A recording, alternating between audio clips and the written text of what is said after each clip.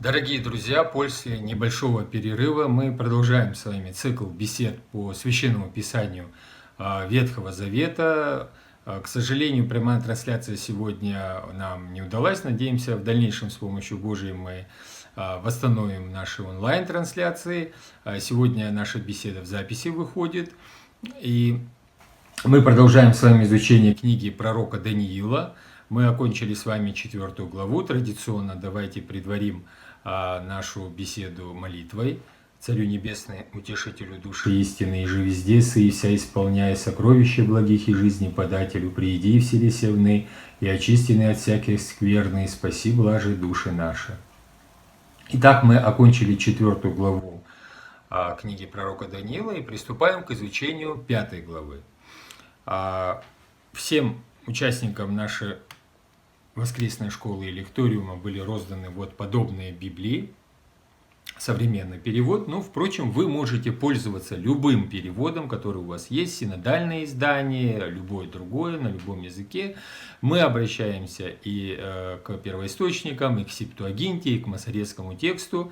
И вот если мы открываем сегодня 5 главу, то мы читаем следующий стих. «Царь Валтасар устроил большой пир для 1000 своих вельмож и вместе с ними пил вино». В буквальном переводе царь Белешицар устроил великий пир для 1000 сановников. Кто это такой и почему этот царь вдруг неожиданно возникает у нас после Навуходоносора? Царь Валтасар – преемник царя Навуходоносора. Навуходоносор, перед тем, как вот у него, мы в 4 главе это проходили, померк разум, у него была отнята власть, он был смирен и затем, как вы помните, прославил единого Бога, Творца неба и земли.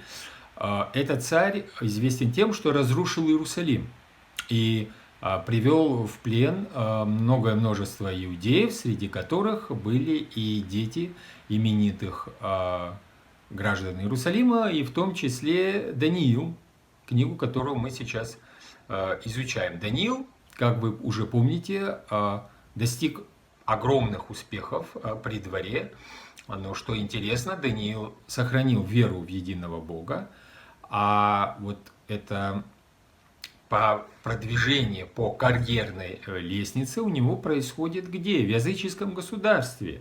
И служит он языческому царю, который живет по языческим законам.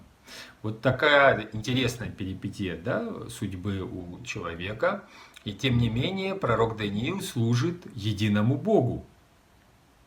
Давайте обратим на это внимание. Даниил, тут, простите, Валтасар, это у нас, вот вы видите, это Бальтазар иначе, Бельшар Уцур. В арамейском, да, вот в арамейской транслитерации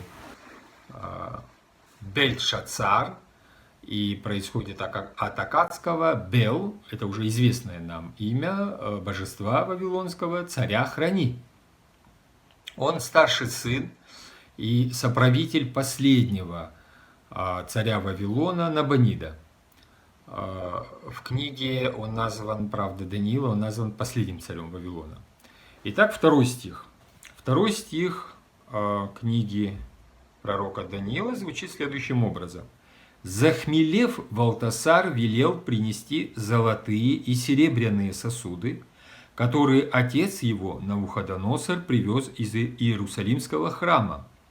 Царь, его вельможи, жены и наложницы будут пить из этих сосудов». Ганпек Навуходоносор Авухи мин гехла ди Берушлем. Вынесенные отцом его Навуходоносором из Иерусалимского храма. Почему отцом его Навуходоносором?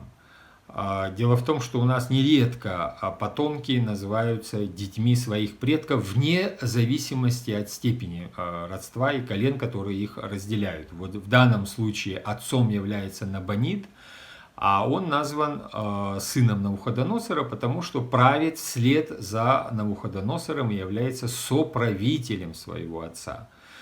Пиры Валтасара, друзья мои, особенно у нас в Абхазии, это такое достаточно негативное, да, восприятие, что-то очень негативное. Оно нам известно по произведению Фазиля Искандера, нашего писателя, Сандро из Чегема, как вы помните. Есть и художественный фильм Юрия Кары «Пиры Валтасара». Вот. И вот это вот новелла из его романа. Почему эта аллегория была перенесена в период правления Сталина, то есть на 20 век? Вот сейчас мы это с вами поймем, что имел в виду в том числе Фазиль Абдулович. Что происходит с сановниками и с окружением царя Валтасара? Они упились так, что им сейчас как бы, чем бы себя еще позабавить, да, чем бы себя еще потешить. И вот решили принести сосуды Иерусалимского храма, священные сосуды, они были изготовлены из серебра и золота, и продолжить пир уже из них. Вот когда человек не знает, чем утолить собственные страсти, в конечном счете его тянет на то, чтобы перейти какие-либо границы. И когда ум особо взбудоражен, когда интоксикация алкоголем достигает своего апогея, то человек уже себя совершенно не контролирует, вне зависимости от того, да, какие вот сейчас будоражат его средства. И вот мы читаем в послании апостола Павла к Ефесянам: «Не упивайтесь вином, это ведет к распутству, иначе блудодеянию, но лучше исполняйтесь духом». Блаженный Иероним объясняет эти слова апостола: «Как невозможно двум господам работать Богу и мамоне», о чем предупреждает Господь в Евангелии по Матфею, так невозможно исполняться духом и вместе с тем и вином. Святой Амвросий Медиаланский предупреждает нас: кто пьян от вина, тот качается и шатается, упивающийся духом укореняется во Христе. Поэтому похвально опьянение, от которого наступает трезвость ума. Какая интересная аналогия, какое противопоставление и параллелизм в данном случае мы с вами здесь наблюдаем. Посмотрите, упиваться вином с одной стороны, то есть тешить свои плотские запросы, низменные страсти душевные, а с другой стороны упиваться духом, то есть наполняться и совершенно иного источника. И в чем разница между укоренением во Христе и вот уподоблением этому царю Валтасару? Опьянение он усваивает и тому, и другому процессу, я имею в виду святителя Амвросия Медиаланского. Но от опьянения в духе происходит трезвость ума, то есть человек приобретает добродетели, в отличие от того, когда он становится служителем Бахуса или Ваха. Преподобный Антоний Великий говорит нам: «Думаю, что тело имеет движение естественное, прирожденное ему, но оно не действует, когда душа не хочет, и бывает в теле одно движение без похоти. Есть и другое движение, происходящее от питания и разгорячения тела пищей и питьем. Происходящий от них жар крови производит возбуждение в теле. И потому и сказал апостол: не упивайтесь вином, в нем же есть блуд. Равно и Господь в Евангелии сказал ученикам своим: внемлите себе, да никогда отягчаются сердца ваши обидением и пьянством». В подвижниках бывает еще и иное движение, происходящее от коварства и зависти демонов. Итак, нужно знать, что движения в теле бывают трех родов. Одно естественное, другое от неразборчивости в пище и третье от демонов. Это об Антонии, его поучение. О каком роде блудодеяний может идти речь непосредственно в Евангелии? Если мы обратимся ко всему Ветхому Завету, то много-многожды раз пророки обвиняют Израиль как раз-таки в блудодеянии. В каком роде блудодеянии? Блудодеянии духовном. Что такое блуд духовный?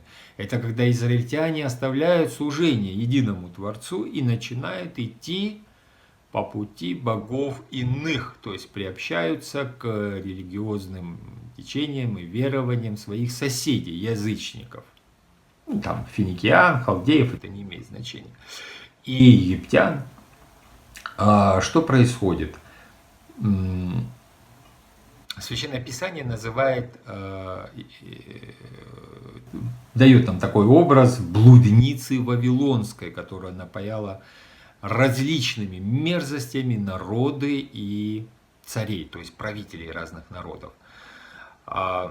Речь идет об истинном и ложном богопочитании. Потому что состояние человека зависит не от того, что он там просто делает или о чем он просто думает.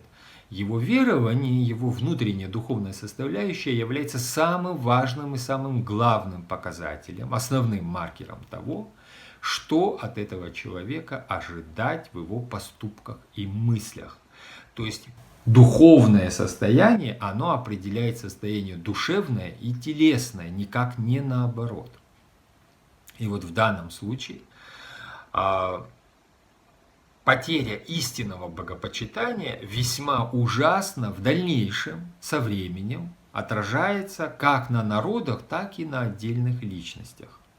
Блаженный Иероним Стридонский, вот мы читаем об этом, подвижник 4-5 веков, он пишет: «Какое безрассудство! Пившие из золотых сосудов славили деревянных и каменных богов». Следует сказать, что все еретики и учения противны истине.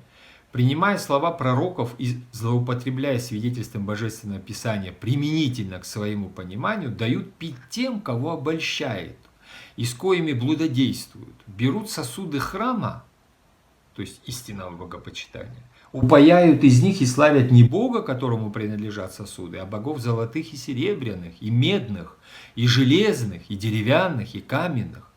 Золотые боги – это, по моему мнению, те образы, которые измышляются мирским разумом. Серебряные – те, которые имеют прелесть красноречия и построены по правилам риторического искусства. Медные и железными называются те, которые основываются на баснях поэтов и пользуются древними преданиями, значительно разнясь между собой или по изяществу, или по глупости. Представляющие же совершенные нелепости называются деревянными и каменными. Все они разделяются на два разряда во Второзаконии, в котором пишется: «Проклят человек, который сотворит изваяние и слияние дела рук художника и положит его в сокровении». Все еретики скрывают и прикрывают учения свои лжеизмышлениями, чтобы сострелять во мраце правое сердце, то есть в темноте. Обратимся к 5 стиху. «И когда принесли золотые сосуды, привезенные из храма Дома Божьего в Иерусалиме, царь, его вельможи, жены и наложницы стали пить из них. Пили они вино и славили своих богов, золотых, серебряных, медных, железных, деревянных и каменных. И вдруг появилась кисть человеческой руки и стала писать на выбеленной стене царского дворца напротив светильника. Увидев царь пишущую руку, и изменился в лице, ужас охватил его». Ну, во-первых, безумие заключается уже в том, что царь, его наложницы, жены и сановники используют священные сосуды Иерусалимского храма, Бога невидимого, и при этом восхваляют своих языческих божков, созданных из золота, серебра, камня, дерева и так далее. Вот Такое помрачение разума происходит вследствие неверного духовного устроения, то есть язычества. Поклоняются металлу, камню, дереву, стеклу, ну, чему угодно, и усвояют этому творению, этой части природы, какие-то необычные свойства. Это ли не помрачение разума? И каким-то образом божественный промысел, безусловно, вмешивается в жизнь даже грешников и язычников, потому что Господь – это тот, который не хочет смерти человека, но долготерпит, ожидая его исправления. И хочет, чтобы каждый пришел в разум истины. Разум истины человек постигает посредством божественного воздействия, посредством открытия божественного откровения, следствием чего является очищение и спасение каждой христианской человеческой души. В это время появляются пальцы руки человеческой, то есть непосредственное изменение естественного хода природных законов. Там, где хочет Бог, изменяется естества чин. Такого рода мы видим слова в нашем богослужении. И о чем они говорят? Они говорят о том, что когда хочет Господь, изменяется естественный ход природных законов. Вот так не бывает, чтобы для большого числа людей, да, или для отдельной личности появлялись какие-то видения. Да, это чаще всего говорит о каких-то, как мы знаем, патологиях человеческого сознания, разума, души.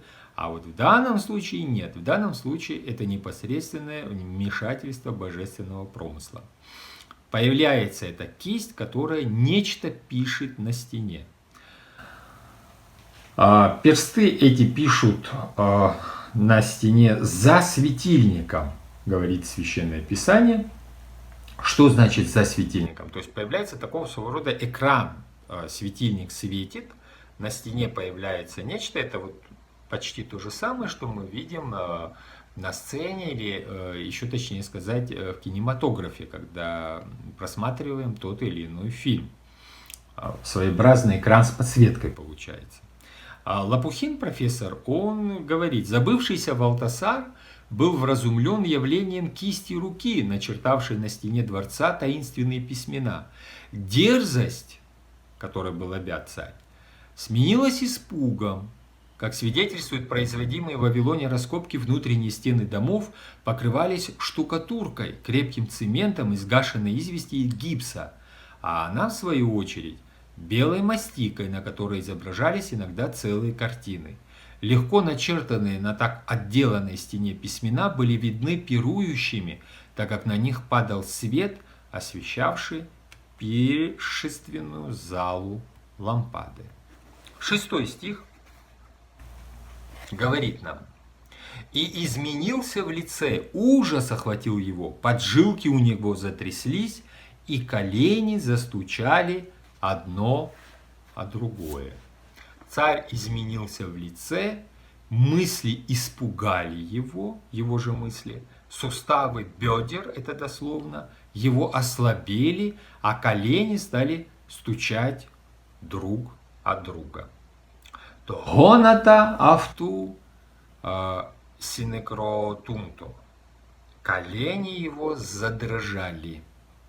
Ну вот тремор такой напал, да, при утомлении, говорят, сильных эмоциях, при патологии нервной системы тремор нападает или существенно усиливается. Вот в данном случае это какие-то очень сильные переживания и эмоции, которые переживает человек, посягнувший на священные реликвии, человек в своем самонадеянии, достигший полного апогея, пирующий в окружении лицемерных сановников, жен и наложниц, не ожидающий ничего дурного или плохого и предающийся радости жизни, так сказать, отдыхающий от дневных забот правления большой империи. И вот в данном случае он попадает в совершенно другое состояние. из состояния самонадеянности и утвержденности в собственной власти, у него как бы выбивают почву из-под рук, из-под ног, и наш царь дрожит. У него трясутся вот конечности и поджилки. И вот 7 стих. Царь громко закричал, приказывая привести заклинателей, мудрецов, халдеев, звездочетов, и сказал этим вавилонским мудрецам: кто прочтет и истолкует мне эту надпись, того оденут пурпур, он получит золотую цепь на шее и станет 3-м человеком в государстве. Это, конечно же, нам напоминает события, связанные с его предшественником, царем Навуходоносором, который тоже нередко видел, правда, в своем случае сны, и приходил вот в такое же практически состояние, вот, и обращался к тем же самым лекарям, звездочетам, ну вот как халдеям, как мы с вами уже говорили, к своеобразной такой академии наук Вавилонской империи. Буквально закричал царь во весь голос, чтобы привели лекарей, звездочетов, магов. И заговорил царь и сказал мудрецам бавельским. Вот интересно, да? Вавилон. Это сосредоточенность всей мощи тогдашней цивилизации. И мы помним, что такое Вавилонская башня. Это символ и знак на все времена стремление человека самостоятельно, без Бога, без Всевышнего, покорить как себе подобных, так и всю Вселенную, и стать Богом без Бога. Это продолжение цивилизации каинитов уже после потопа. Вавилонская башня – символ борьбы со Всевышним.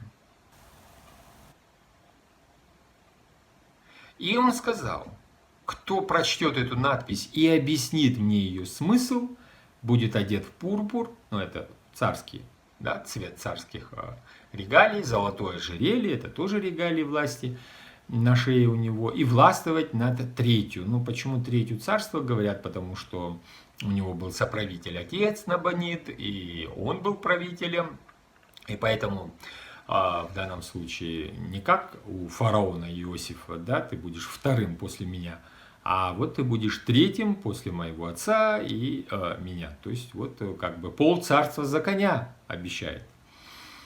Вот. Хаиль – сила и мощь, потому что Каре, Малька, Бе Хаиль. Каре вскричал, буквально воззапил царь. Это царь в огромную силу, в огромную мощь. То есть очень сильно закричал.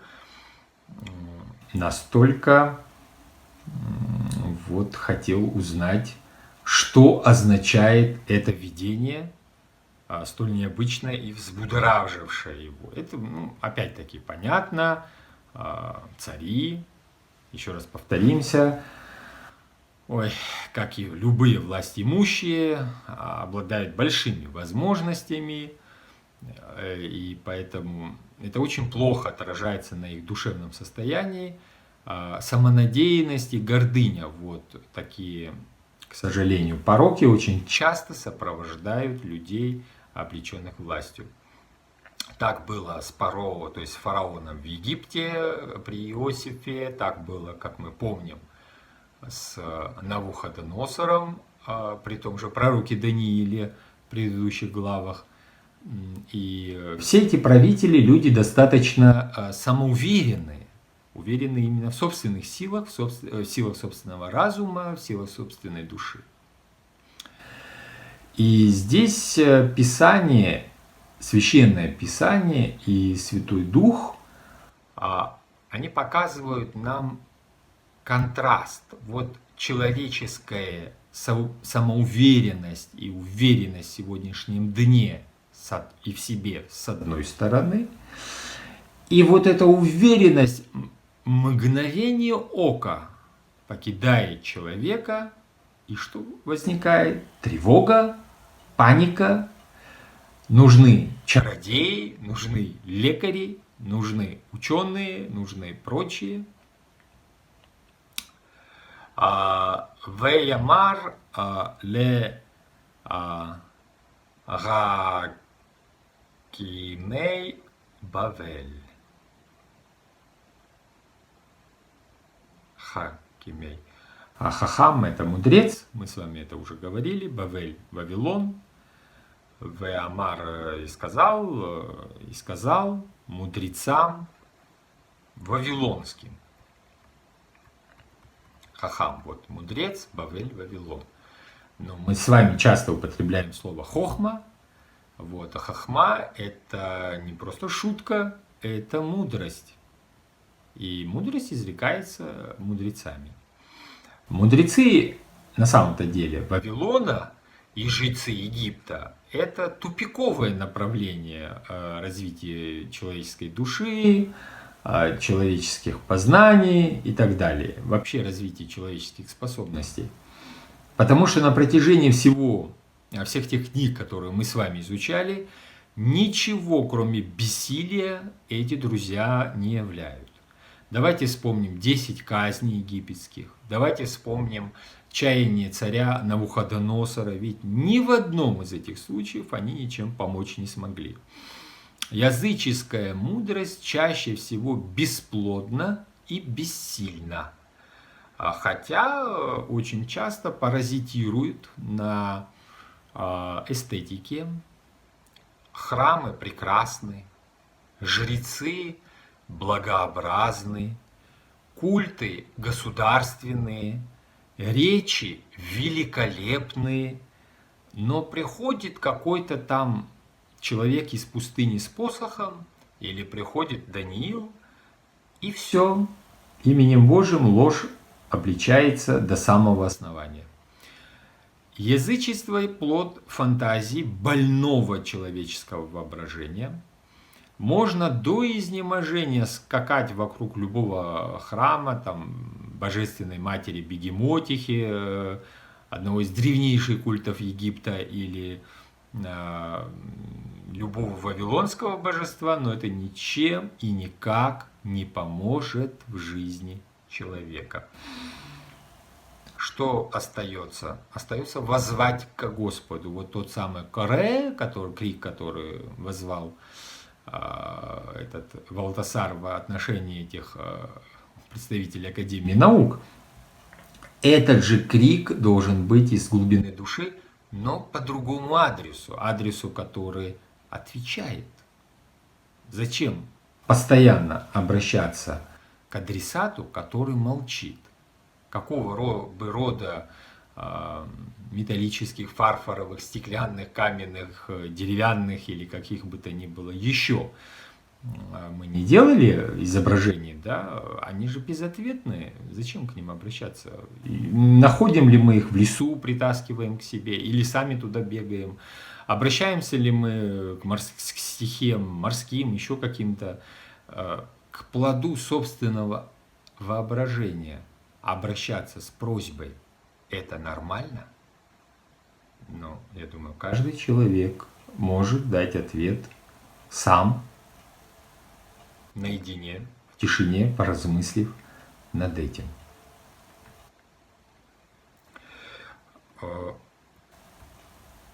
Набонид Набу возвысил царя, или Бог Набу возвысил царя, но это наименование как бы понятно. Все цари носят имена, связанные с местными божествами, в том числе и отец Валтасара, как и он сам, как и Навуходоносор.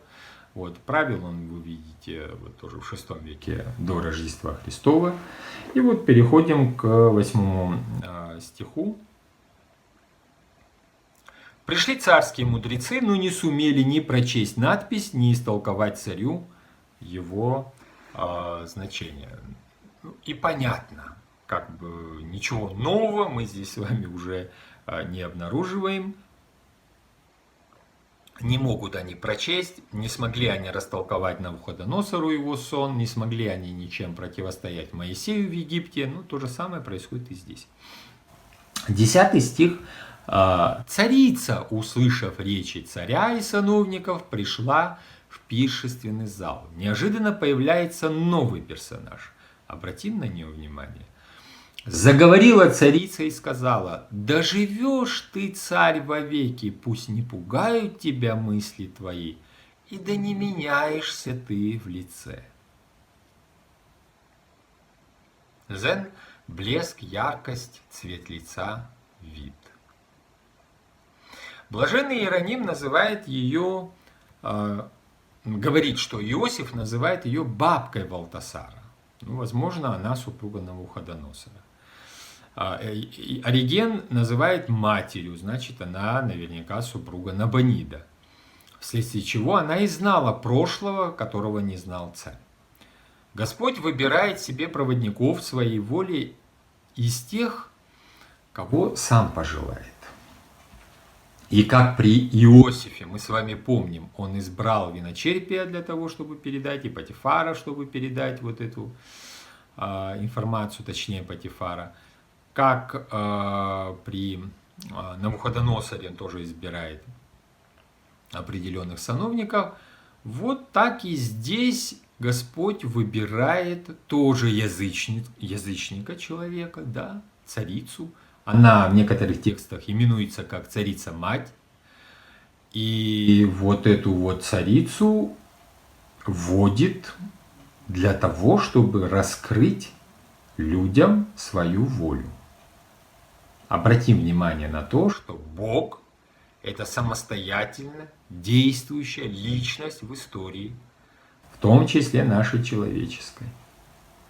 То есть Бог – это не сила, не безличная какая-то динамика, это личностное существо, которое действует по своей, иногда ведомой, открывающейся нам, часто неведомой воле, которую мы именуем промыслительной. 11 стих. Смотрите, что говорит царица-мать. «Есть в царстве твоем человек, в котором дух богов святых.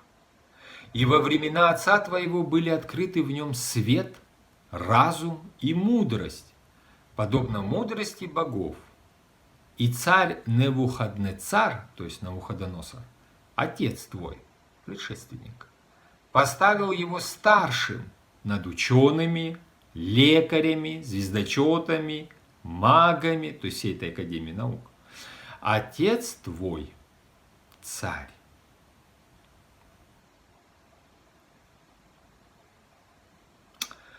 Вот такое вот выражение, которое использует царица. Обратите на нее внимание. Руах. Элогин. Элогин. Кадушин. Элогин Кадушин. Руах. Руах, мы с вами говорили, это дух и ветер. Но Элай, это понятно, это имя Божье. Бог, боги. Кадиш, Кадош, святой. Все эти слова мы уже с вами проходили.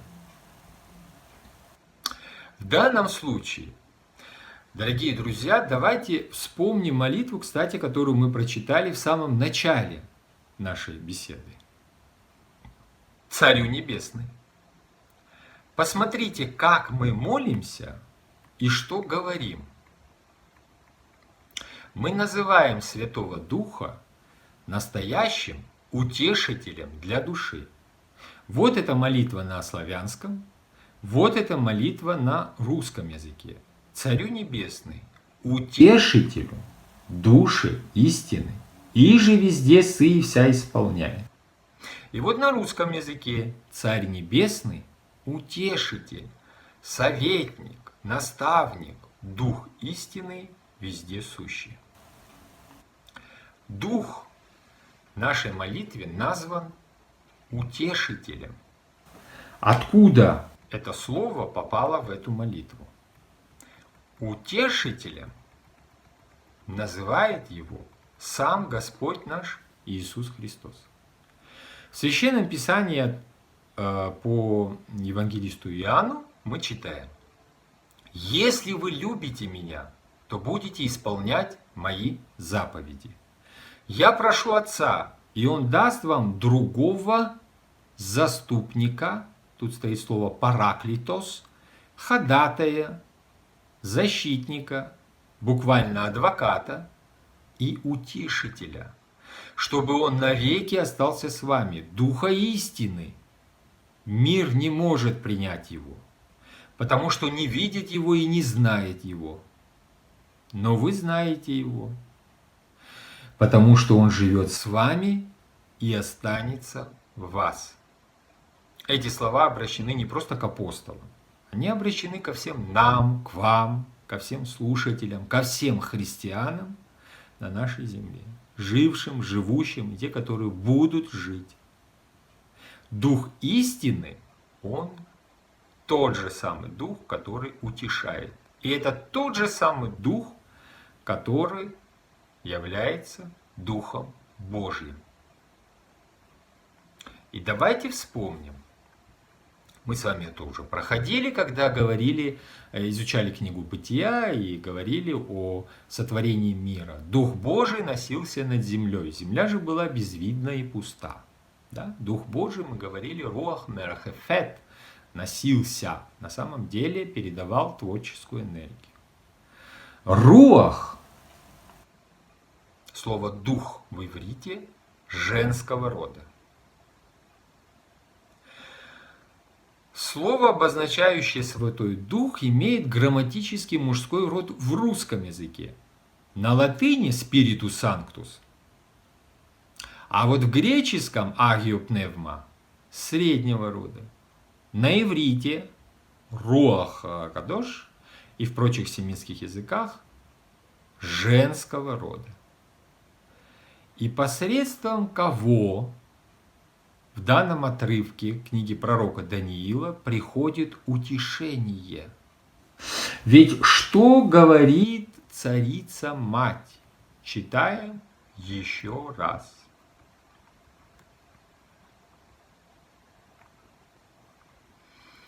Да живешь ты, царь, вовеки, пусть не пугают тебя мысли твои, и да не меняешься ты в лице.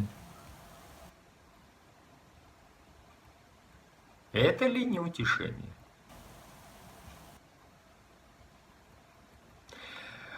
То есть мужская часть у нас метется, у них дрожь, у них растерянность, и тут входит царица и говорит, вот обратите внимание, не меняйтесь в лице, не бойтесь. И на кого она указывает? Она укрепляет, она утешает, но это не просто красивые речи. Мы тоже часто произносим слова утешения, которые не всегда достигают своей цели, потому что не имеют силы. Мы делаем акцент на то, что должно. Мы делаем акцент на нравственность. Мы делаем акцент на закон. Мы, в конце концов, и делаем акцент на то, что красиво. Но мы не делаем акцента на то, что существенно. И то, что существует на самом деле. Поэтому наши слова чаще всего оставляются галель, воздухом. Не стоят того воздуха, который вот входит и выходит, да, при нашем разговоре. Они пусты. Это пустословие. Здесь совершенно иное.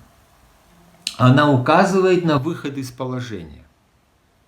И нужно искать. Кого искать? Не просто там утешься и все, и продолжай пить, например. Нет. Найди человека. А где этого человека найти? Послать куда-то, поехать куда-то. Найти какого-то мудреца, который живет в каком-то городе и достиг каких-то совершенств. Ничего подобного. Здесь, рядом с тобой, еще со времен твоего отца, на самом деле деда, Навуходоносора, давным-давно находится пленник, приведенный из Иерусалима, и зовут его Даниил, носит свое имя, и он поставлен над всеми мудрецами, твоим предшественником. Он здесь рядом с тобой, в твоем же, вероятно всего, дворце. Вот к нему и обратись, его и позови. Почему его? Потому что на нем Дух Бога. Вот как интересно. Вся Академия наук тут присутствует. Все знания, которые были собраны древними цивилизациями, там, странами, народами, они все собраны, сосредоточены, сконцентрированы в Вавилоне. Естественно, Вавилон – столица древнего мира. Это не просто какой-то городишко, да? И они бессильны. То есть все, что сделал человек своими усилиями, не приносит никакого результата. К чему? Кому надо обратиться? Обратиться нужно не просто к человеку умному, прочитавшему, знающему много, общавшемуся с большим количеством мудрых людей. Человеческая мудрость здесь бессильна. Кому нужно обратиться? К человеку, на котором почивает Дух Божий. К человеку, который общается со Всевышним.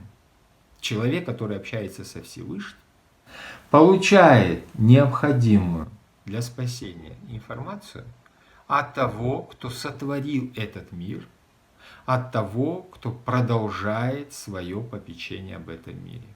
Логично? Абсолютно.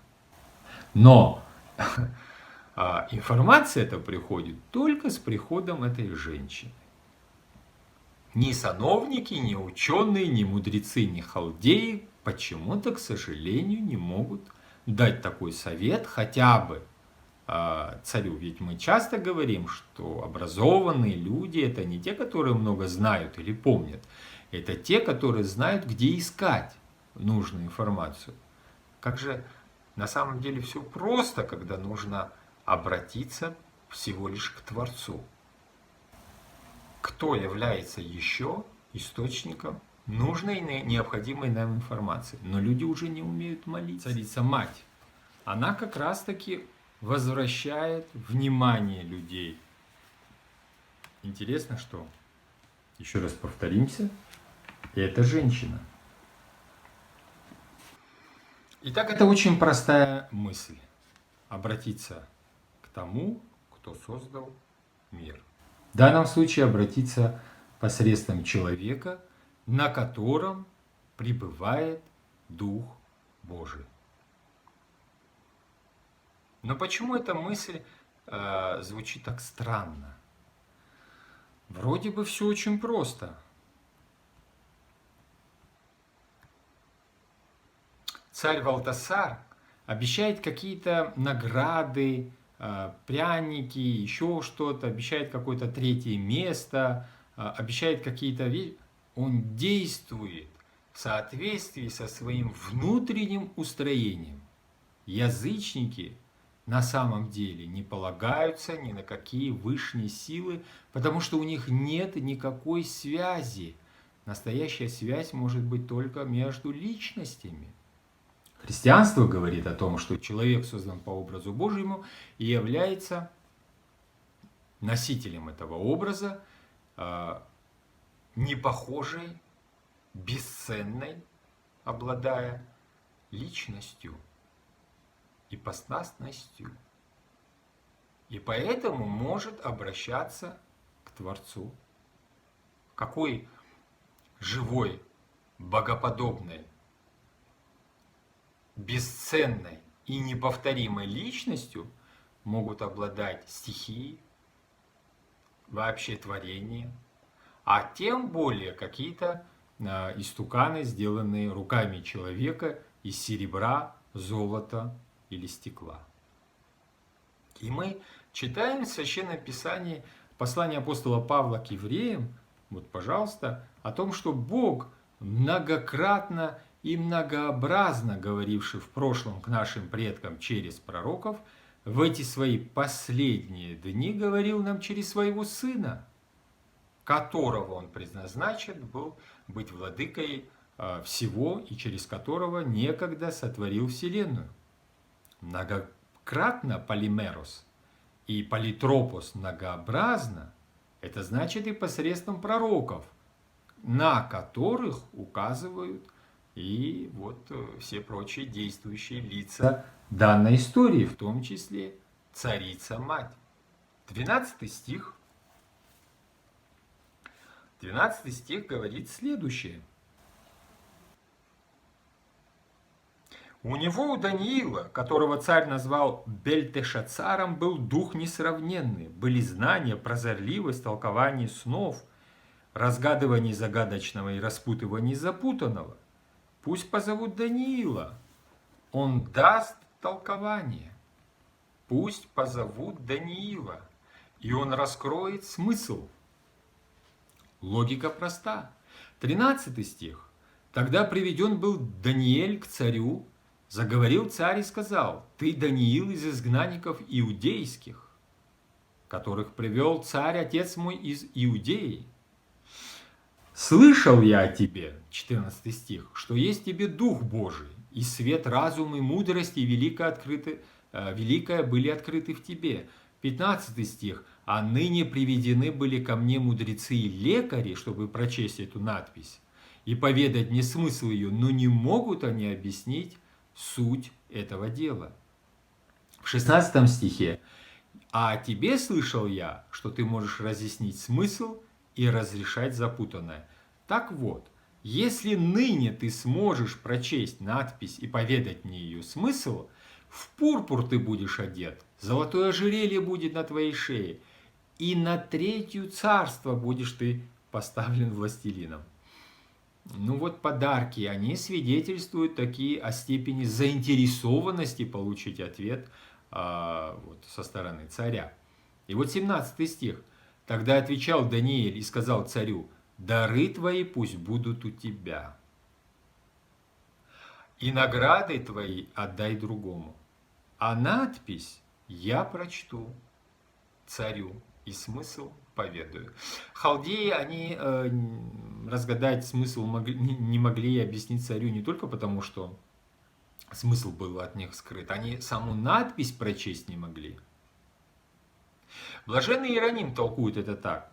«Тогда отвечал Даниил и сказал царю: дары твои пусть останутся у тебя. Мы должны подражать Даниилу, который отверг почести и дары царя, и который безвозмездно открывает истину. Уже в то время, следовав заповеди евангельской, вы получили даром, вспомните, и даром должны отдавать».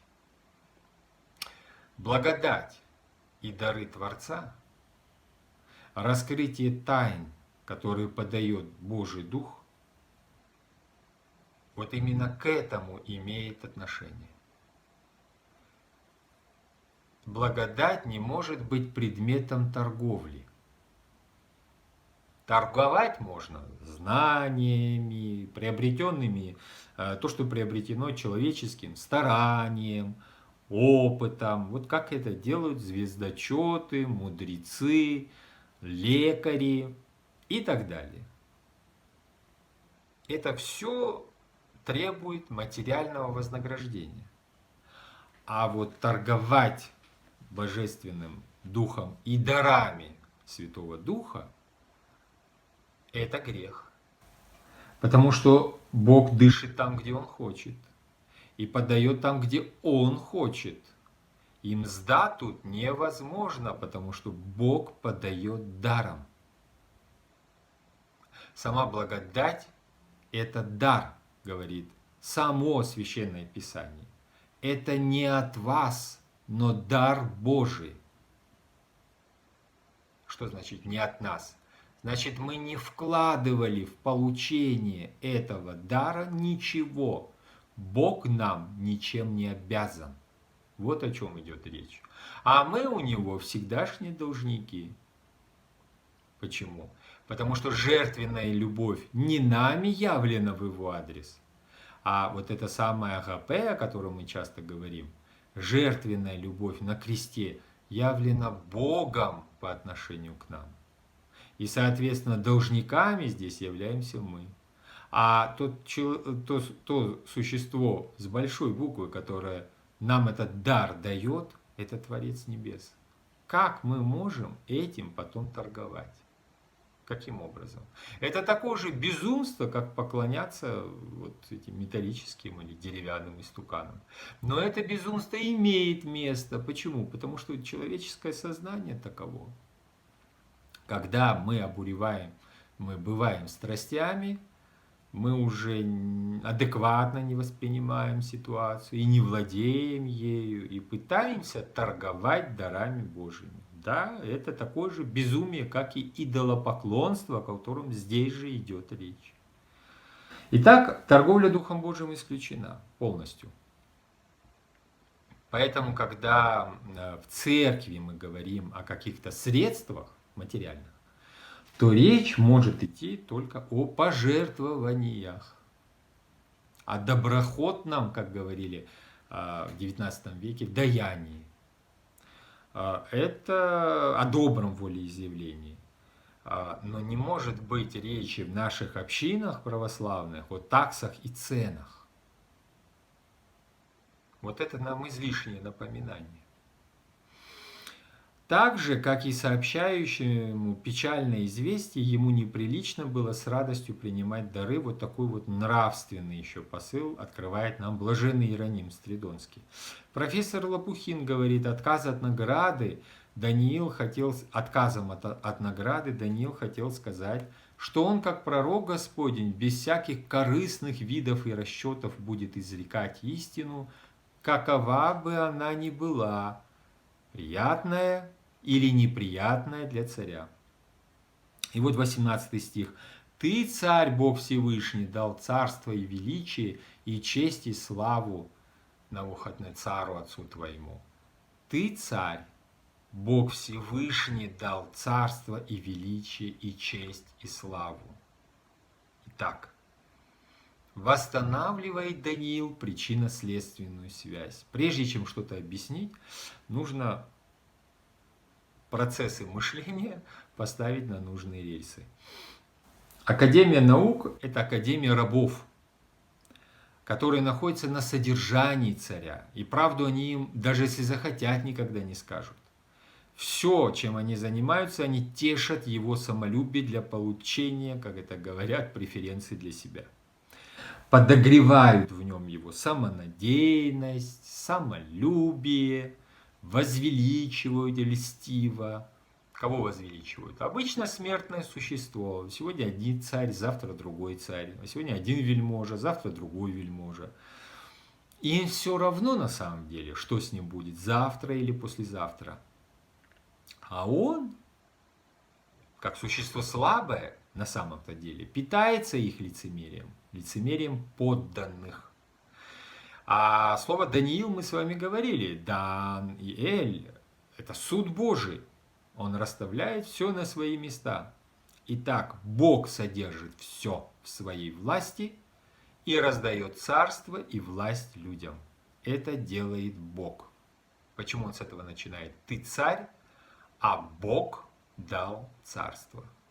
Потому что ты тот, кто находится под Богом, а не над.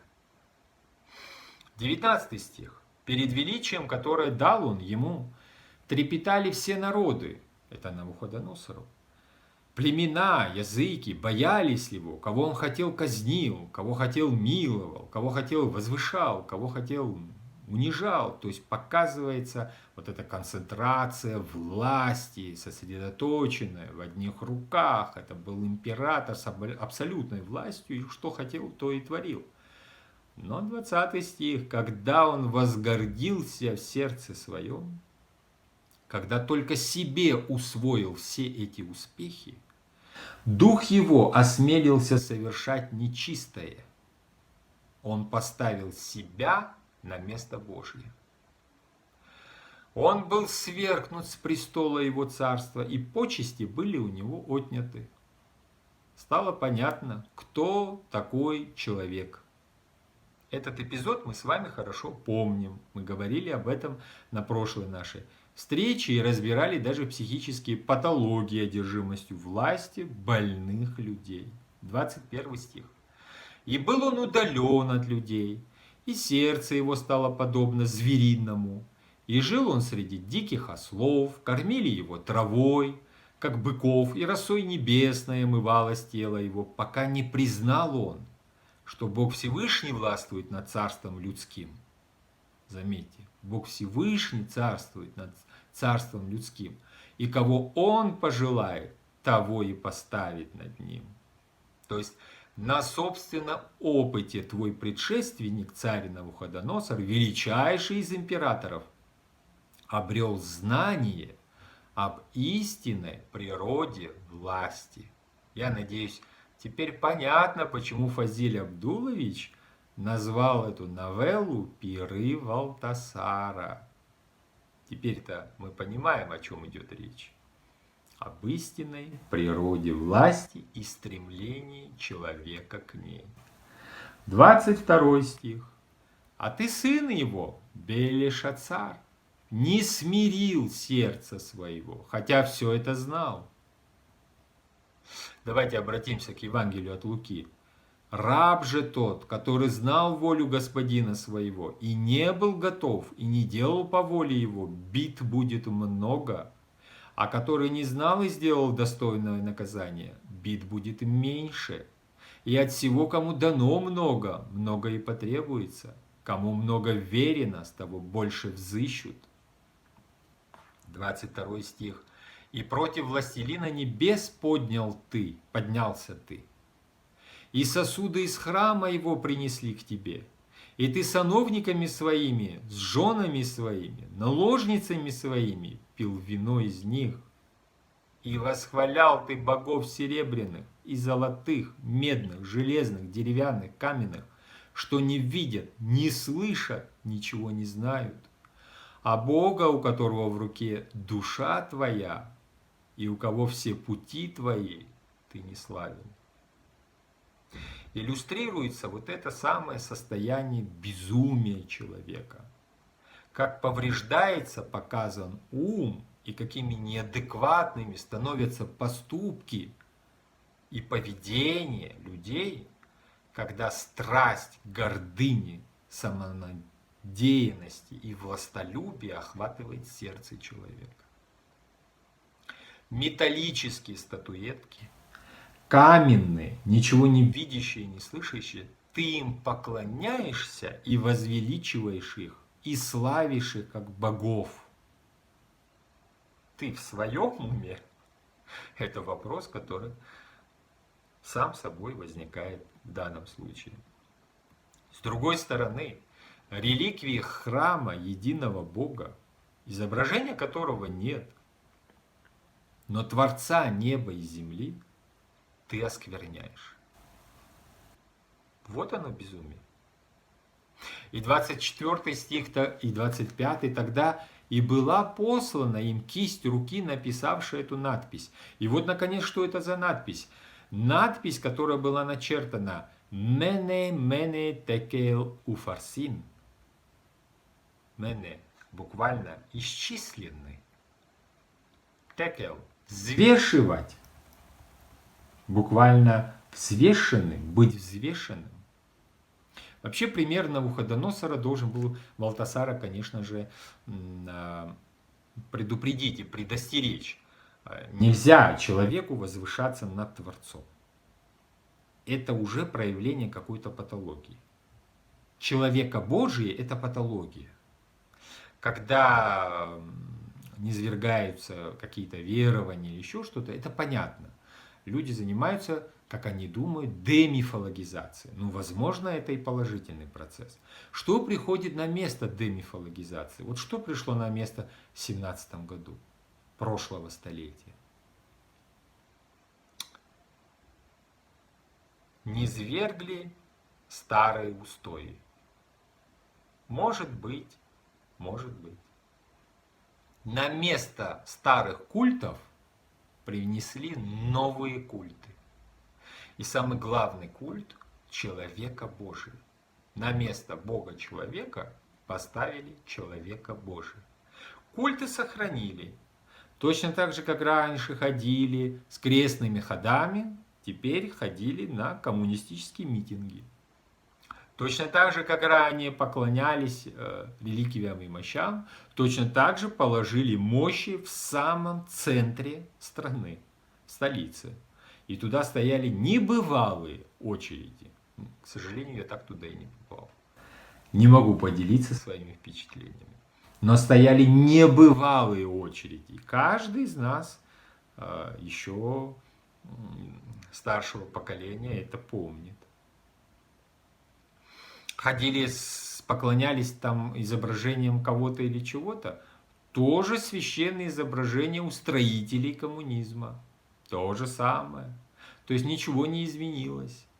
Но самое главное, в центре вместо Творца было поставлено творение. Изначальная ошибка, которую можно было бы, наверное, предотвратить. Она в чем заключается? Стремление к справедливости, которое, может быть, было и очень верным лозунгом, который объединял людей, оно в средоточии своей имело гордыню человека Божия. Человек может все. Повернуть реки вспять и посадить яблоки может. Может. Но при одном условии. При условии воли на это или промыслительного попустительства на это Всевышнего Творца. Зачем было отвергать известную испокон веков мудрость о том, что этот мир находится в руках Божьих? По простой причине. Он сотворен Богом. Но не можешь ты это понять или принять на данном этапе. Отложи в сторону, может быть, поймешь чуть позже. Для чего следовать этой идеологии? Она привела нас к страшным и страшнейшим последствиям. По числу жертв мы обогнали все эти религиозные войны, все эти религиозные нестроения, едва ли не за всю историю человечества. И сейчас, вообще-то, находимся на грани самоуничтожения.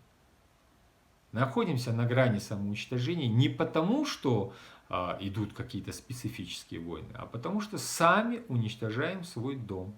Вот этот самый икос. У нас и проблемы экологии, взаимоотношений и так далее, и так далее. Ну как хорошо тебе, человек без Бога? Это, наверное, один из самых главных вопросов, которые нужно задавать себе. Итак, подобным поступком Валтасар показывает, что на самом деле не имеет в себе никаких достоинств,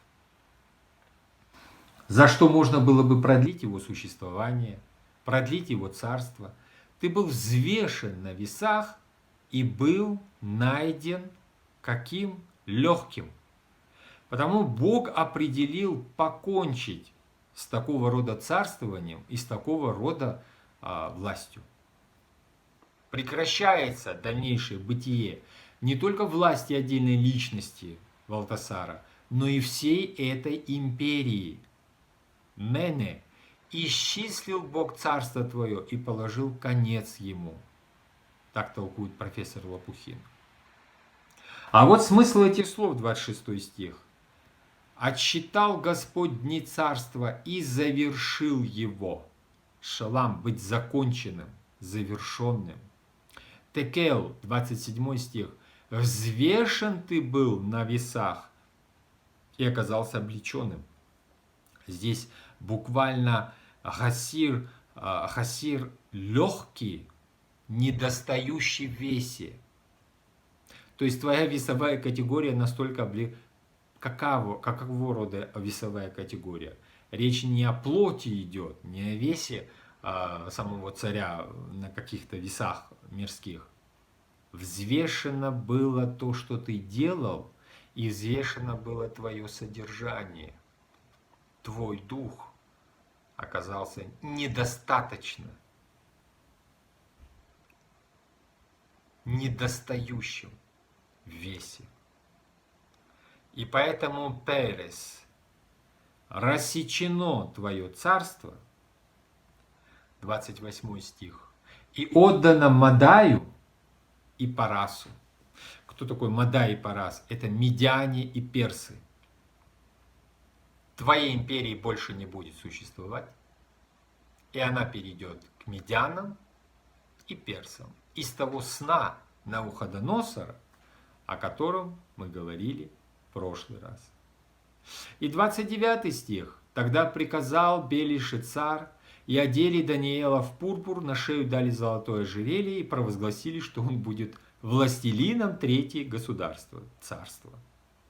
Лопухин говорит, несмотря на грозное предсказание, а на самом деле, обратите внимание, оно грозное, Валтасар исполняет свое обещание, он награждает пророка, который говорит о том, что заканчиваются дни его царства.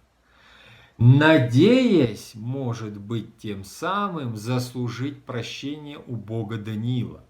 Или отменить, по крайней мере, отсрочить эту грозную кару. Так думают Иоанн Златоуст, преподобный Ефрем Сирин.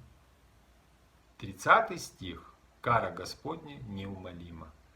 В ту же ночь был убит Белишицар, царь Касдима, то есть халдеев. И вот в Септуагинте мы читаем 31 стих. «И Дарий Медянин принял царство в возрасте 62 лет». Медянин, значит, представитель уже другого народа, и это уже совершенно другое царство. Этой ночью, как говорят источники, 11 октября 539 года до Рождества Христова персы завоевали Вавилон. Вот на этом оканчивается 5 глава книги пророка Даниила. И подводя итог, я думаю, каждый из нас понимает, о чем говорит Священное Писание. Священное Писание предупреждает нас в очередной раз иносказательно и многообразно, как мы только что говорили, то есть полиморфно и политропно, о том, что человек должен остерегаться страстей, которые затмевают его сознание, которые действуют на его душу, которые оскверняют его сердце, остерегаться самонадеянности, остерегаться властолюбия, остерегаться самолюбия. Потому что каждая из этих страстей в отдельности, и тем более, по Боже упаси, наипаче, они все вместе способны так извратить человеческую душу, так ее покалечить, что вот эти вот самые изменения, которые мы наблюдали у царя Навуходоносора, в данном случае у царя Валтасара, покажутся нам, знаете, таким легким изменением. Ну вот посмотрите, люди достигли каких высот и на самом деле понесли какие потери. И поэтому вот это вот евангельское вопрошание, которое Господь нам дает, если потеряет человек душу свою в этом мире, приобретая все, что здесь есть, чем он восполнит эту потерю? Если ты взвешен и найден легким, чем же ты сможешь восполнить эту потерю? Золотом, серебром, властью, возможностями? Ничем другим. Кроме как обращением к Творцу, смирением и покаянием. Почему? Потому что, как во всех притчах евангельских, люди отдают все, что имеют, ради приобретения Царства Божьего. Ради того, чтобы обрести полноту духовную.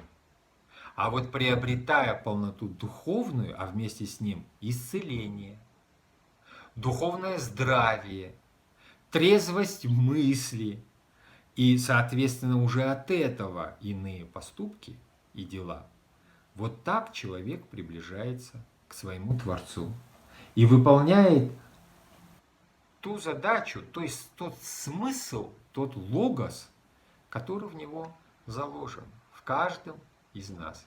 На этом мы заканчиваем нашу встречу. Я надеюсь, что мы продолжим уже в прямом эфире и в режиме онлайн в дальнейшем. Вот. А на этом позвольте с вами попрощаться. Всего доброго и до новых встреч.